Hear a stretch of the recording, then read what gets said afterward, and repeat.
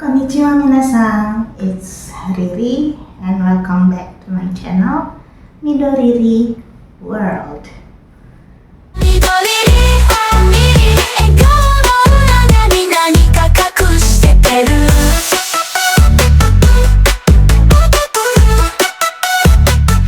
Pasca huru-hara demo di Indonesia, akhirnya udah lumayan tenang ya minggu-minggu ini. Di jalan ke arah Jakarta udah gak ada lagi suara totot-totot. Semoga semuanya menjadi semakin baik ke depannya. Sekarang kita nggak mau ngomongin soal politik atau DPR atau apapun yang berkaitan dengan hal itu. Kita akan kembali untuk membacain buku Diplomat Pertama karya Mas Daru, Arya Daru panggilan. Sekarang saatnya untuk bacain bab 5 dengan judul Sekolah Dinas Luar Negeri. Wisma Ahmad Subardjo. Setelah lulus, proses administrasi penerimaan CPNS diselesaikan pada bulan Januari 2014. Pada awal bulan Februari 2014, petualangan di Kemlu dimulai. Sebelum menjadi seorang diplomat dan seorang pegawai negeri sipil atau PNS, semua yang lolos rangkaian tes CPNS Kemlu jalur PDK harus mengikuti pendidikan Sekolah Dinas Luar Negeri atau Sekdilu dan Diklat Prajabatan PNS. Pendidikan tersebut diadakan di Pusdiklat Kemlu dan para peserta Sekdilu diasramakan di Wisma Ahmad Subardjo yang berada satu komplek dengan Pusdiklat Kemlu di Jalan Sisingamangaraja nomor 73. Lokasi asrama sangat strategis, sangat dekat dengan Senayan City, Plaza Senayan, dan Ratu Plaza. Bahkan dari beberapa kamar, jika membuka jendela, patung pemuda membangun di bundaran Senayan terlihat jelas. Asrama para peserta Diklat Sekdilu juga dijadikan satu dengan rekan-rekan yang lolos CPNS Kemlu jalur PKK-RT dan PK yang masing-masing memiliki diklat tersendiri, namun berjalan dalam waktu yang bersamaan dengan diklat Sekdilu yang diikuti oleh para calon PDK. Pusdiklat Kemlu telah menentukan plotting kamar. Pembagian kamar tergantung nasib. Ada yang ditempatkan satu kamar berlima, berempat, bertiga, berdua, dan ada juga yang sendiri. Ukuran kamar pun berbeda-beda. Ada yang seperti kamar hotel dengan kamar mandi dalam, dan ada yang model apartemen dengan dapur. Namun, semua bagian asrama sudah standar dengan AC dan koneksi Wi-Fi, sehingga memberikan kenyamanan bagi para peserta diklat. Saya tiba di asrama pada tanggal 5 Februari 2014 dan kebetulan mendapatkan kamar dengan 2 tempat tidur, sharing dengan seorang peserta diklat Sekdilu bernama Andre yang baru lulus dari Fakultas Hukum Universitas Trisakti. Diklat Prajabatan PNS. Beberapa hari setelah seluruh peserta diklat menyesuaikan diri di asrama, diadakan pembukaan diklat di Pusdiklat Kemlu. Pembukaan tersebut dihadiri oleh para pejabat eselon 1, eselon 2, dan para duta besar senior yang akan menjadi pembimbing selama diklat Sekdilu. Apa sih pejabat eselon itu? Apa bedanya antara pejabat eselon 1, 2, dan seterusnya? Pejabat eselon adalah pejabat yang memegang posisi struktural dalam sebuah kementerian atau lembaga pemerintahan. Di Kemlu, pejabat eselon 1 adalah sekretaris jenderal, inspektur jenderal, direktur jenderal, kepala badan, dan staf ahli. Pejabat eselon 2 berada di bawah eselon 1. Di antaranya adalah kepala biro, inspektur wilayah, direktur, kepala pusat, dan sekretaris unit eselon 1. Pejabat eselon 3 ada di bawahnya lagi, yaitu kepala subdirektorat atau kasubdit dan kepala bagian atau kabak. Kembali ke pembukaan diklat di Pusdiklat Kemlu. Ternyata 2 orang yang mewawancarai saya ada di barisan pejabat eselon 2 dan duta besar. Karena penasaran, saya tanya kanan kiri. Ternyata yang mewawancarai saya ketika tes CPNS Kemlu adalah Bapak Duta Besar Sumadi Brotodiningrat yang pernah menjabat sebagai Duta Besar Luar Biasa dan Berkuasa Penuh LBBP RI di Jepang tahun 1998 sampai 2002. Dan Bapak Heng Saroinsong yang saat itu menjabat sebagai Direktur Sesparlu, yaitu diklat bagi diplomat senior. Seusai pembukaan, para peserta diklat mengikuti kegiatan outbound di daerah Bogor untuk membangun kerjasama tim di antara para peserta diklat, termasuk dengan rekan-rekan PKKRT dan PK. Sayang sekali, saat itu saya tidak dapat mengikuti outbound karena sakit, demam tinggi dengan gejala tifus, hingga sempat dibawa ke rumah sakit oleh panitia diklat. Mungkin karena kelelahan ketika proses pindah ke asrama. Setelah kegiatan outbound selesai, seluruh peserta diklat Sekdilu, PKKRT, dan PK menjalani diklat prajabatan PNS selama 3 minggu.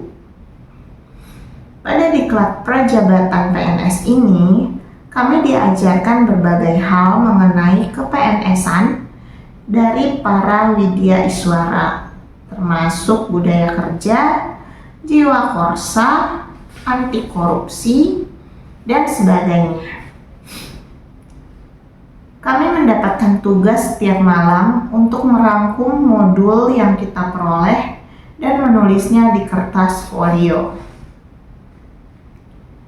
Diklat Sekdilu. Setelah 3 minggu menjalani diklat prajabatan PNS, saya kemudian menjalani diklat Sekdilu yang berlangsung selama kurang lebih 8 bulan. Sekdilu tahun 2014 menjadi angkatan yang ke-38 dengan 70 orang peserta dari latar belakang yang berbeda-beda. Ada yang dari jurusan ilmu hubungan internasional, ilmu hukum, ilmu komunikasi, ilmu ekonomi, dan sastra. Aktivitas diklat dilakukan dari hari Senin hingga Jumat, berupa pendidikan profesi yang dimulai pukul 8 hingga 16.30. Ketika akhir pekan atau tanggal merah, para peserta diklat diperbolehkan meninggalkan asrama, sehingga selama diklat saya beberapa kali pulang ke Jogja, terutama saat ada long weekend.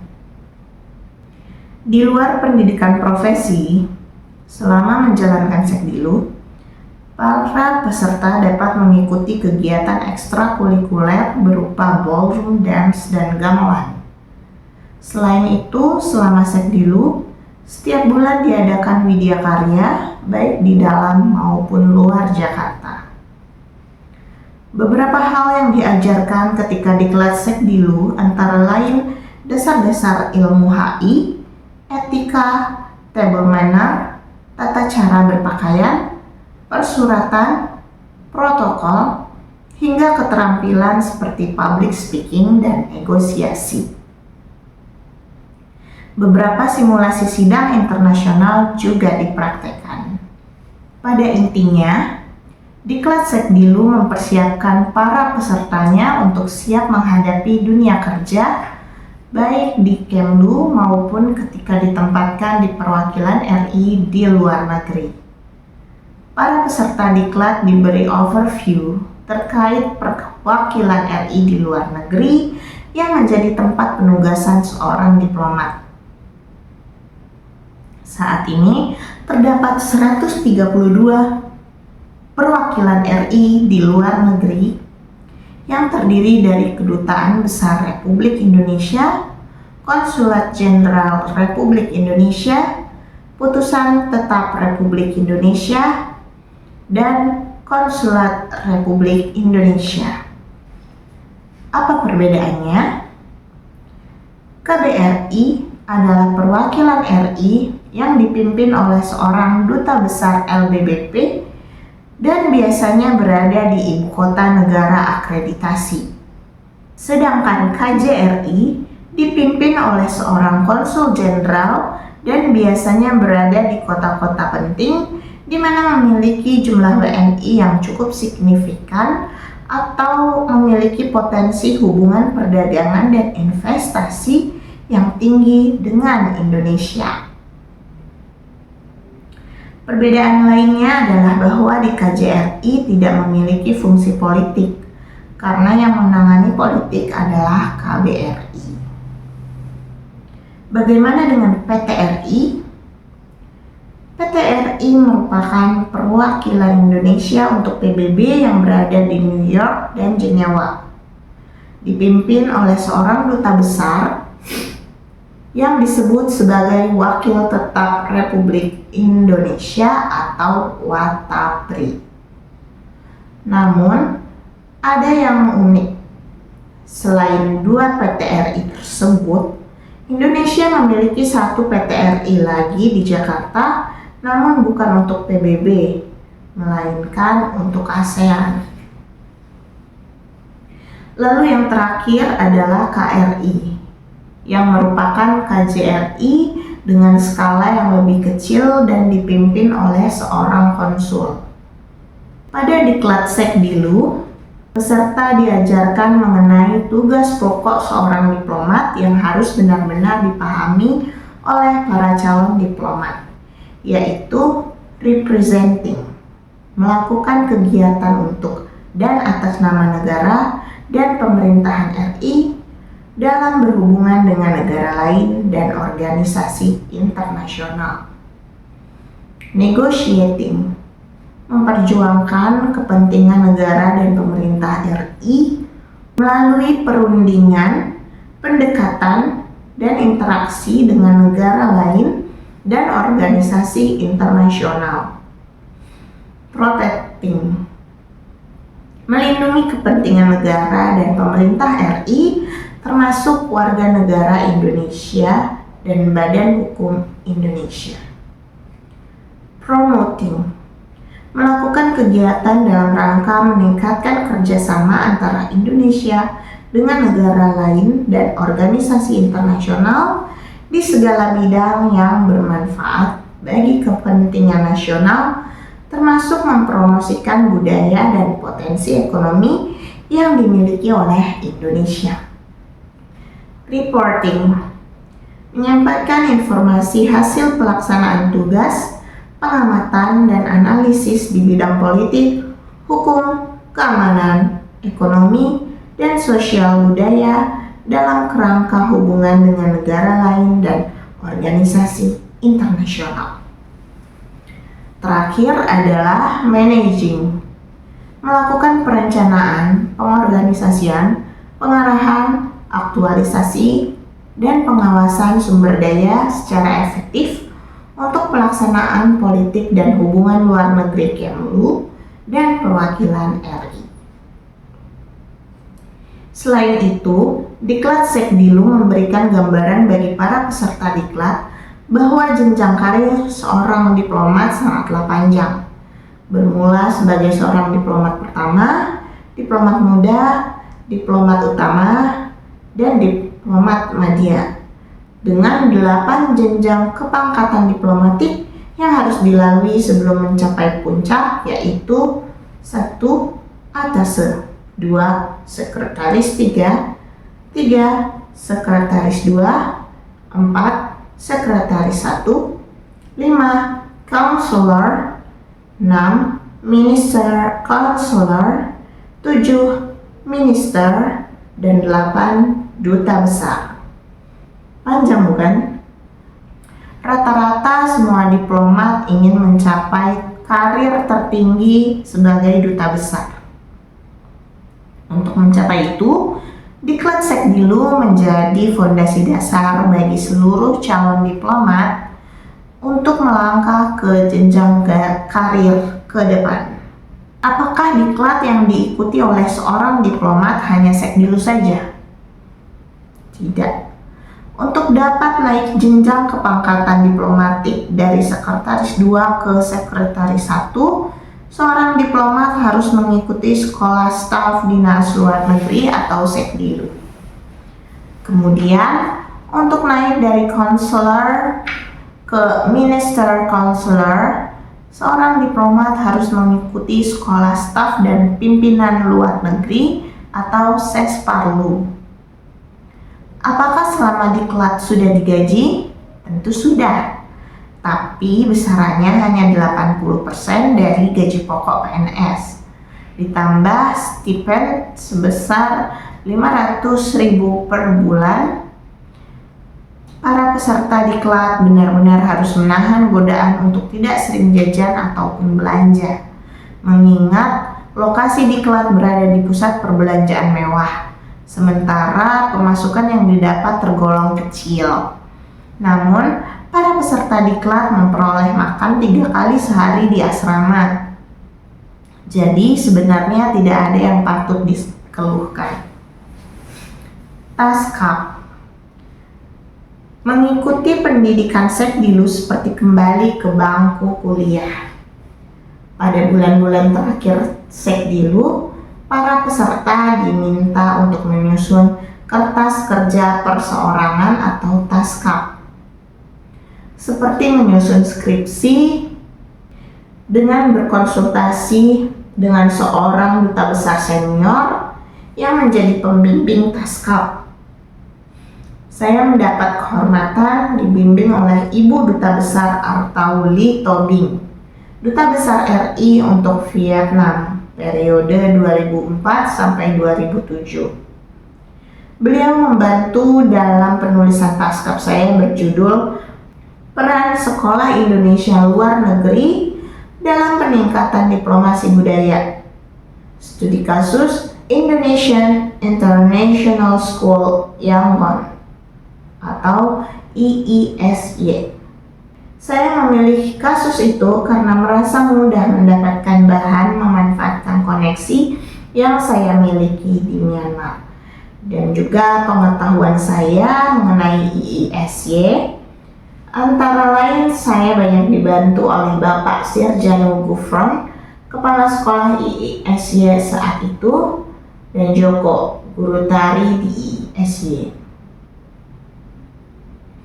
Pada intinya, isi taskap saya menjelaskan argumen bahwa IISY menjadi contoh bagi Sekolah Indonesia Luar Negeri (SILN) yang ada di negara lain. Karena IISY tidak hanya menerima murid dari kalangan WNI, namun menjadi sebuah sekolah internasional yang menerima murid dari kalangan WNA. Dalam pembinaan yang tepat, para WNA tersebut dapat menjadi aset bagi Indonesia. Mereka diharapkan dapat menjadi Indonesianis yang cinta Indonesia dan akan membela kepentingan Indonesia jika kelak para murid tersebut menjadi orang berpengaruh di negara mereka masing-masing. Menurut saya, ini sebuah bentuk diplomasi publik yang sangat efektif. Taskap pun kemudian diuji, layaknya pengujian skripsi. Saya diuji oleh 3 orang, yaitu Dubes Pembimbing, Direktur Sekdilu, dan 1 orang dari kalangan akademisi. Ujian Taskap berjalan lancar dan bisa dibilang tidak ada drama pada pengujian Taskap saya. Hasil penilaian Taskap berpengaruh pada ranking di Sekdilu. Sekdilu ada rankingnya. Walaupun saya tidak mendapatkan ranking yang begitu tinggi, saya menghibur diri sendiri dengan berpikir bahwa tetap saja saya berada di peringkat 70 besar dari sekian ribu orang yang mendaftar sebagai CPNS di Kemlu. Banyak sekali rekan seangkatan di Sekdilu, khususnya para fresh graduates yang masih sangat ambisius untuk memperoleh nilai tinggi dan ingin terlihat menonjol selama diklat. Seusai diklat Sekdilu, para peserta diklat diwajibkan mengikuti program magang sebanyak 2 kali. Magang pertama dilakukan di dalam negeri, yaitu di Unit Eselon 2 Kementerian Luar Negeri, dan magang kedua di perwakilan RI di luar negeri yang tempatnya ditentukan oleh Direktur Sekdilu. Di dalam negeri, saya berkesempatan untuk magang di Sekretariat Direktorat Jenderal Protokol dan Konsuler, dan di luar negeri saya mendapatkan kesempatan magang di KJRI Perth. Setditjen Protcons. Setditjen Protcons menjadi tempat magang pertama saya sebelum lanjut magang di KJRI Perth. Saya bersyukur ditempatkan di Setditjen Protcons yang telah membukakan mata saya bahwa unsur administrasi merupakan hal yang sangat penting di sebuah kementerian. Tugas Setditjen Protcons adalah memberikan dukungan administrasi kepada seluruh unsur organisasi di Direktorat Jenderal Protokol dan Konsuler, yaitu Direktorat Protokol, Direktorat Konsuler, Direktorat Fasilitas Diplomatik, dan Direktorat Pelindungan Warga Negara Indonesia, dan Badan Hukum Indonesia.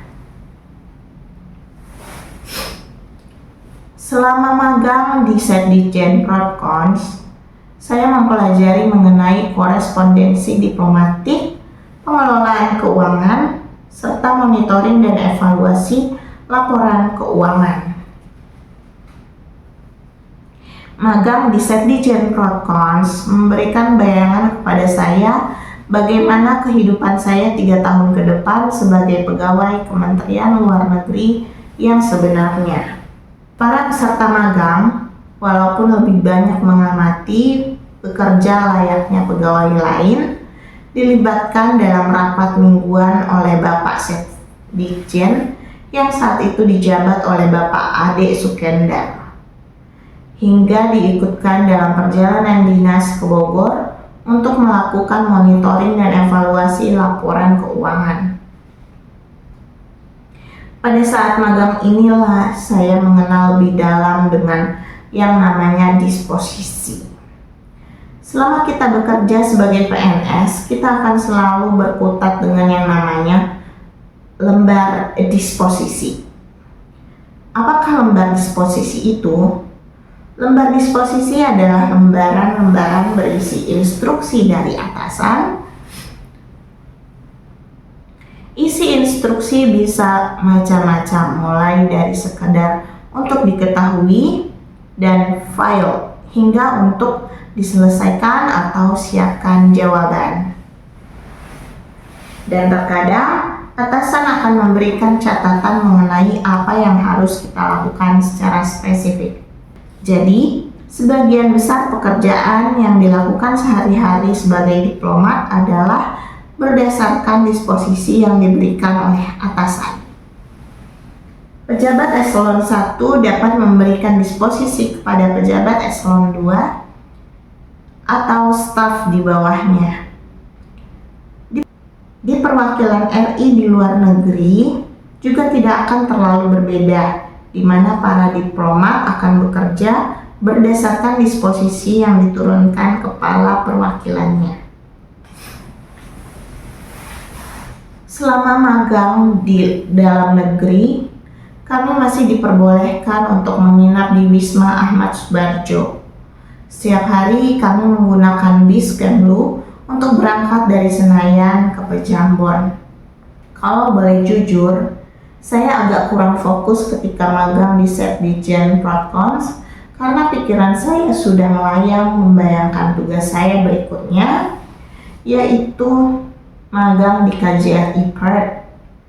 Jauh-jauh hari sebelum berangkat ke Perth, saya sudah komunikasi dengan senior-senior yang sedang penempatan di KJRI Perth untuk mencari informasi dan mempersiapkan diri setelah menanyakan apakah ada titipan atau oleh-oleh yang dapat saya bawa dari Jakarta.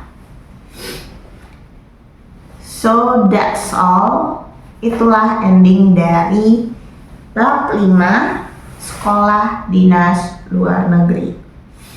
Jadi di sini Mas Daru struggle juga sambil menikmati kesehariannya waktu